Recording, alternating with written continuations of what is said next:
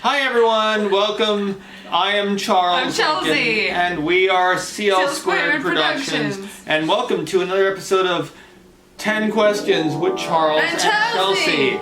You might notice I am a tiny bit drunk at the moment. Yes. Because we watched Glenn Danzig's Verotika. Stop talking about it. And, you can look out for that reaction video coming in the near future. Please don't. If you choose to watch that movie, you can watch it with us and we can comment on what a train wreck it is. Uh-huh. So, here we go. Here are Let's your have questions. 10 questions asked by you, the viewing audience. Alright, here we go. Number 1. What do you feel is something the horror genre can do as a whole to make it a better genre? More female directors. Well, then that means Just put your hair in pigtails, it'll be fine. But seriously, if I have to say, being serious. yeah, if I have to say anything, I think it's actually the horror genre. Really, for as we just saw, the horror genre really doesn't give a shit about bad writing for the most part. It's true. And I think, or bad acting. Yeah, and I think that it would be a lot better served if it cared a little more about acting. Because I know the whole thing people watch for is boobs and gore and stuff like that, but you can have something that's well acted with and both well of written. those things. Yeah. So I think that if there's any problem with the horror genre, it's that it forgives bad writing and bad acting a little too much. Yeah, it does. All right. Question 2. What is the most underrated movie? The Emperor's New Groove. Okay. God, I don't even know. I can tell you what the most overrated movie is, and that's T2. But anyway. I'm sure it's not Verotika. Yeah, oh God, no. Oh God, please Yeah. help, no. But, no, I can't really think right now what the most underrated movie I've ever seen is.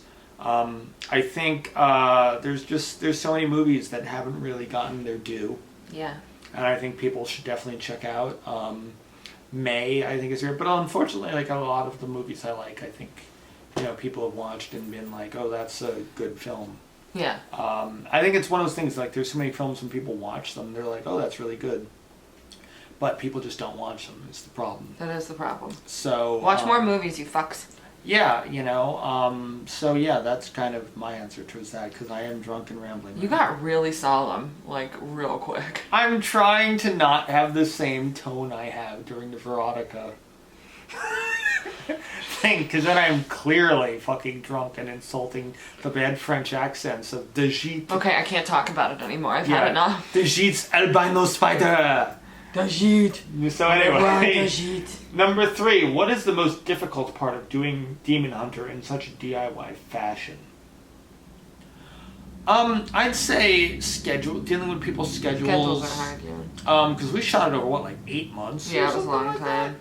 Like 8 months or so. Schedules, and I paid for people out of pocket, and then Chelsea paid people. And that's how we became production partners. Yes. But I'd say those were probably the hardest parts, because shooting stuff was easy. So we just were like, we had Know a point. exactly what we wanted. Yeah, we had the point and shoot camera. We knew what we wanted. We'd just be like, all right, well, we're going into this place. We're going to shoot. Fuck you if you have a problem with it. Yeah, exactly. But getting everyone's schedules together.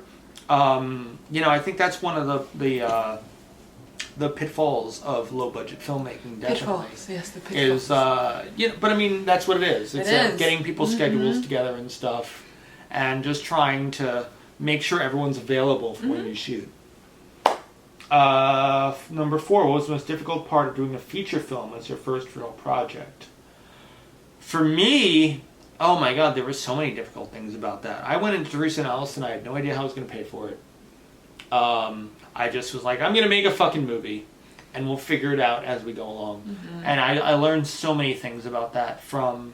But, everything from, like, being a producer and, dealing with actors and directors and just all those sort of difficulties. You just learn everything as you go. It's a huge feat to just take it on as your first thing. Exactly. We learned so much, so that's really the only way to do it, because that's how you learn the best. And then we'd have things like we had a certain scene planned, and then it'd be like, oh, the location no longer exists. Yeah. And it's like, okay, well, then I have to rewrite things. And it kind of taught me how to rewrite things on the fly. On the fly. And you know how I am about that now. Yeah. Now, it happens all the time. Yeah, now if anything wrong happens that's wrong, I will have a new script by the end of the day. Oh, yeah.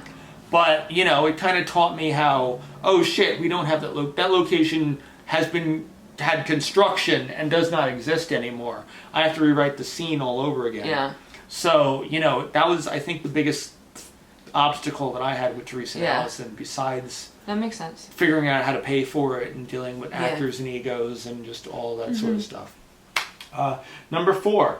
What was the worst idea you've ever had in relation to film? Watching Verotika.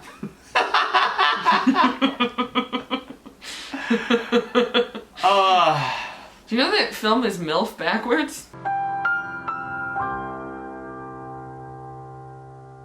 Very exciting. Did you just figure that out? Yeah. Okay, well there you go. You have learned something. Yeah, American public. God, I don't know. I've never had an idea that I couldn't accomplish. So, yeah, watching Verotika, I guess. Verotika. I'll just Moving go with on. that. I'll go with that. Number 6. I guess this is for Chelsea, because I've only been to one of the Disney places. Have you been to all the Disneylands? No. Which ones have you been to, and which ones have you not been to? I've been to the one in California. I have not been to that one. Is that Disney World? Is that It's Disneyland. I've been to Disney World, and I've been to Disney World France. Okay. Yeah. How is Disney World France? Very nice. Is it filled with albino spiders? It is. And Verotikas. And Dajette. and everyone's named Dajette. See, now everyone's gonna go and watch that stupid fucking movie. I know, we have given them more publicity than they probably should. Pay us, Glenn Danzig! I know, seriously. Disney World is fun though, go. The best one's in Florida. Best one's in Florida? What's the difference between that one and Disneyland in California? I don't know, because I've never been to Disneyland in California. Oh, then what's the difference between Euro Disney and... Disney World is just bigger. There's more to do. Because you got Universal Studios and stuff too. Yeah. Okay. Number 7. Has anything in a movie or television show ever outraged you? I was watching the Fresh Prince of Bel-Air this morning with my roommate, and it was so fucked up because it's from like before I was born, this episode, and they're talking about how scandalous it is that this black woman's marrying this white man. And how this guy's mother, like Will Smith's mother, is like, you can't be in that wedding. Like, I was outraged. I was like, Kim, I can't watch this. I can't watch this fucking show. It's just things that are outdated now that you can't get away with. That really makes me mad. For me, I was outraged by, I didn't say outraged, but I was just like, this is unnecessary by, I told you the pet thing in Chernobyl. Oh, yeah. That I was kind of like, there's no need to show some of the things that they're showing in this episode. Yeah, he told me not to watch. Yeah, Chernobyl. exactly. I was like, I will not watch it. It's great. It's wonderfully directed. It's wonderfully acted. But there's stuff in there that I think is gratuitous. Yeah. As far as the killing of pets, and I think that definitely did that for me. Also, I would say in the last season of the X-Files, not the season that came out previously, but the season before. Only because they had an entire episode about how vaccines were actually there to plant a virus inside people. And I was just like, you're fucking kidding me that they're doing an episode to basically take every paranoid anti-vaxxer and just amplify their beliefs. Yeah, exactly. I was like, this is the most irresponsible thing I've ever seen a filmmaker do. That's fucked up. I won't watch that. Because holy shit, these people are already anti-science and already doing so many things that can harm everybody else. Yeah. And now you've just given them a TV show where because you know what, the X-Files is fiction, but there's so many people who don't think of it as fiction. Yeah, there's a lot of people who don't think There's so many people who are going to watch them like, oh, see, the X-Files went and told me the vaccines are going to kill my children. Yeah. And like that's so irresponsible to do when there's already those conspiracies going around to actually be like, well, what if those were right? I think that's a really responsible thing. Amen. Fuck you. Yeah, for Chris Carter to do. All right. Number 8. Charles, when you write Julie, do you try to be purposely provocative? No. Actually, I don't at all. I try to just write as what I feel this character would be going through in her life and how she would feel And how she'd deal with it. Yeah, and how she would deal with things. A lot of it is based on, as I said, my previous life and the life of my ex-girlfriend.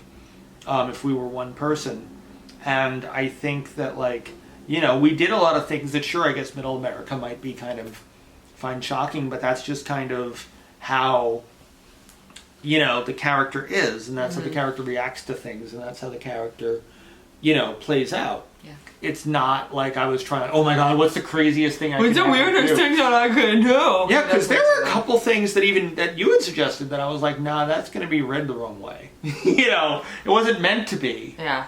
But, you know what I mean? Like, it's just, there's certain things that, like, when you try to be provocative, I think that can be definitely read the wrong way. So I've always just tried to write Julie as how, in fact, every one of my characters, I've always tried to think from their perspective. Yeah. And just tried to write as I feel that character would react to any given situation. I think when you try to purposely be provocative, I think that it can be a problem. I think often you can kind of get out of where the character really is and who the character's mindset, reflects. And I'm sure that's in proper English, by the way. But, I think that's kind of an important thing. To try to write as the character and try to let the writing dictate what the character's going to do rather than being like, what's the most fucked up thing I could have Julie do? So that's just my answer on that. Number 9. Wow, we've been going this quick. That's fine. Probably because I'm drunk. Yeah. Number 9, Charles and Chelsea, why do you hate short films? I do not hate short films. I just don't think you should make them. Yeah, I just think the problem with short films, and it's kind of something I learned from doing the festival circuit, is no one watches them. Yes. No one in the mainstream public is going to see them. Literally, the only people you're making your short film for are other filmmakers. And that's cool if you're looking for, hey, maybe I could collaborate in the future. We don't hate short films, don't twist our words. Yeah. Like, I mean, that's the thing. Just don't make them. It's good for seeing how someone might do something. And you know what, even a proof of concept, I think it's totally cool. Yeah. But no one's going to watch your short film. And you're spending a whole lot of money to make something that no one's going to watch.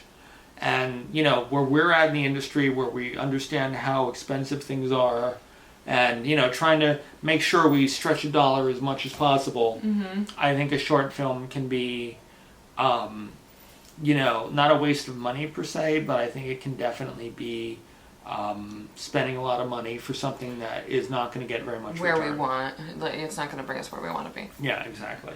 All right, and then finally, question 10. This one's for you, Chelsea. Boom, boom. Chelsea, have you done anything for Women in Horror Month? I have, and you're just going to have to wait and see it. Oh. Yes. Well, that's mysterious. Uh-huh.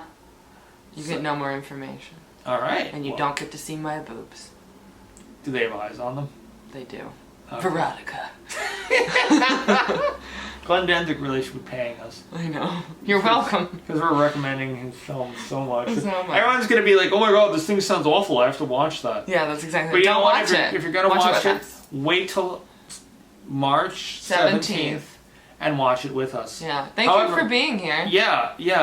March 17th, by the way, there's an interview, by the way, that we will be talking about soon. And March 6th is my birthday. So if you want to gift me with PlayStation Network card codes, feel free. Or if you have questions to ask. Yeah, send them to CLSquared Productions at gmail.com. All right, we want to thank you for watching me speak at 900 miles per hour and for listening to us. All right? Okay. All right, have a good day. Bye. Bye. Wow, did I just say have a good day? You did. Holy shit. All right, bye.